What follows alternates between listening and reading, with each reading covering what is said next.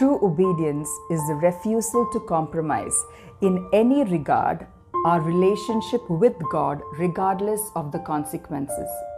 This was what A.W. Tozer said. What's more important to us? Pleasing God who has given his life for us, or pleasing people? Wanting to please people will always lead us to compromise. His desire, God's desire, is that we keep ourselves grounded on the truth. But instead, what we do is we ground our lives on the opinion of others.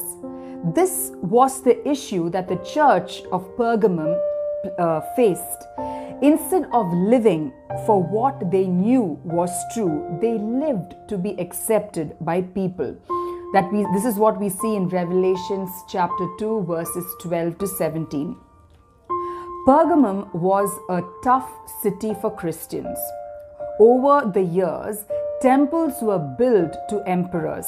The gods that they worshipped were Athena, Dionysus, Zeus. This place was called a place where Satan dwells. This church had been faithful to hold to the exclusivity of the gospel. One God, a message that was difficult for the heathen to understand or even to follow. It even cost the life of one of the members by the name Antipas. People were shocked when one of their own was killed. He was also the first martyr of Asia. According to the tradition, he was slowly roasted to death in a bronze kettle. Jesus calls Antipas his faithful witness. The same phrase was used to describe Jesus as we see in Revelations 1:5. What was the problem that the Christians of this place faced? They had begun to compromise their faith. There was a massive pagan influence and they found it difficult to remain faithful. The church began to soften its message. Revelations 2:15 says, "You have also those who hold to the teaching of the Nicolaitans." Who are these people called Nicolaitans? This is a heretical sect within the church that had worked out a compromise with the pagan society. So they said things like it's okay to participate in the festivals and the feasts and sexual practices of the culture. So why would these false teachers teach this? Why would the church allow people like this or encourage people like this even to speak things like this? Nobody wanted to be hated. And nobody wanted to suffer like Antipas did. It would be a lot easier not to be too serious about their faith. Or in other words, let us bend things a little bit here and make a compromise there. To not participate in their pagan culture was to cut themselves off from the society. Therefore, some in the church began to compromise. We say we believe in Jesus, we say we want to live for him and we want to do great things for him, but we also want people to accept us. We don't want to be labeled radical or weird. So we commit to Christ while at the same time trying to please people at the cost of compromising our faith in our Jesus. So what happens when we compromise? Compromise takes away the power of our witnessing. We can't tell people that Jesus changes everything when our life does not demonstrate that. Number 2, compromise weakens our stand, our faith in God. People pleasers poison their relationship with God. We are concerned about what others think about us. We are concerned on how we are perceived by others.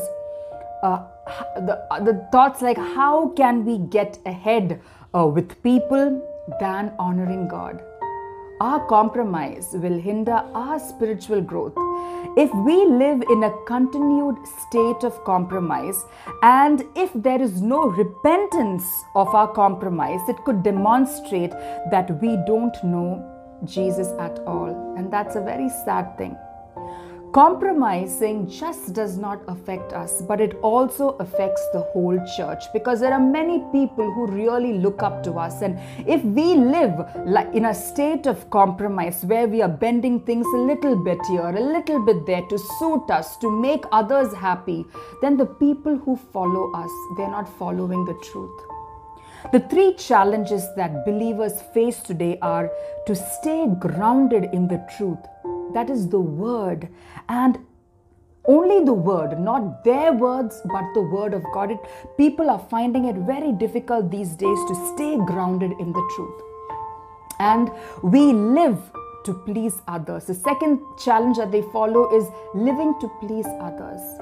Our focus, our aim, our goal, all that Jesus is asking us is to live to please the one. Our Jesus, our Savior, the one who died for us. And the third challenge that we face as believers is to embrace being different. We really need to embrace the fact that we can't be like the others. We can't live or talk or act like them. Our actions are called to be different. Our words are called to be different. We need to exhibit our faith in our actions. And this calls for us, we will be called different, we will be called weird, but that is something we have to embrace. And this is the third challenge that we are facing. So then, what did Jesus tell the church to do? Jesus tells in one very powerful word: repent. That is to turn away from our sin and start to follow our life towards Jesus, and not to be carried away by the distractions of this world. The world will distract us, but He's asking us to repent.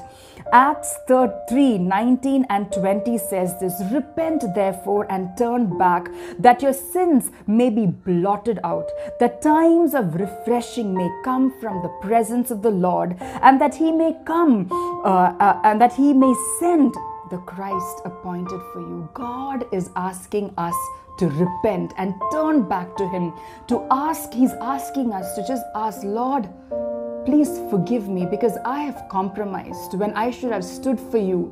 In my thoughts, in my actions at work, because I wanted to fit in, I compromised. Lord, please forgive me. Jesus is asking you and me to repent. This message is just not for you. This is for me too. You know, when I was preparing this, I was reminded about that man, that tribal man who was killed by the tribal leader for standing strong in his faith. And on that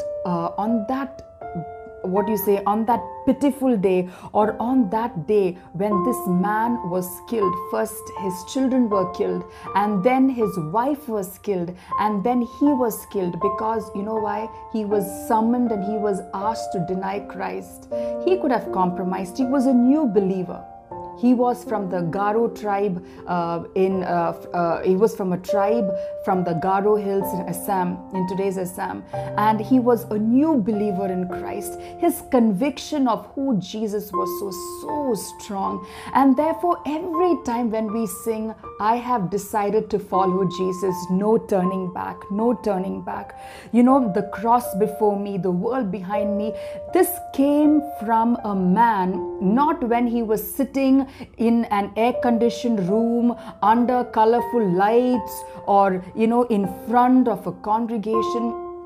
He said this to the tribal leader and to all the people who was watching him. He told this: I have decided to follow Jesus. I cannot compromise, because once you know who Jesus is, you cannot compromise your faith. And his conviction was too strong that he did not allow persecution to cripple his faith in Christ. He did not want to compromise. That day, 4 people died. And because of those 4 deaths, and because of this one tribal man's conviction, an entire village embraced Jesus, including that tribal leader who killed these 4 innocent people.